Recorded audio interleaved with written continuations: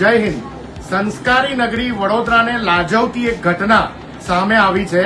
આજે ભારતીય જનતા પાર્ટી અને આરએસએસની ભગીની સંસ્થા એબીવીપી જે પોતાનાને વિદ્યાર્થીઓનું ઉત્થાન કરવાની કામગીરી કરતી બતાવતી સંસ્થા બતાવે છે, એને એમએસ યુનિવર્સિટીમાં એક પ્રાઇવેટ યુનિવર્સિટીના હોલમાં એક કાર્યક્રમ આયોજિત કર્યો।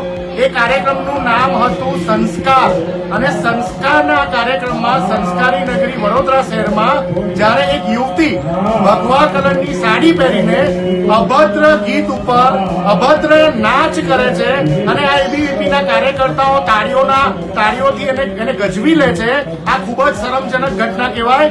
ભારતીય રાષ્ટ્રીય કોંગ્રેસ આ ઘટનાને વખોડી કાઢે છે અને આ અમારા કાર્યકર્તાઓ જે અત્યારે જંગે મેદાનમાં છે એ ડોર ટુ ડોર જઈ રહ્યા છે અને જનતાને આ વિડીયો બતાવીને બતાવશે કે ભારતીય જનતા પાર્ટી, આરએસએસ અને એની ભગીની સંસ્થા એબીવીપીનો અસલી ચહેરો શું છે। આ લોકો માત્ર ને માત્ર ફેક હિન્દુઓ છે, ફેક હિન્દુત્વ વાળી પાર્ટી છે, હિન્દુત્વના નામે મતો માંગે છે, પણ હિન્દુત્વના સંસ્કાર શું હોય એ આ લોકોની સંસ્થાઓને ખબર નથી। હવે જનતા જાગૃત બને।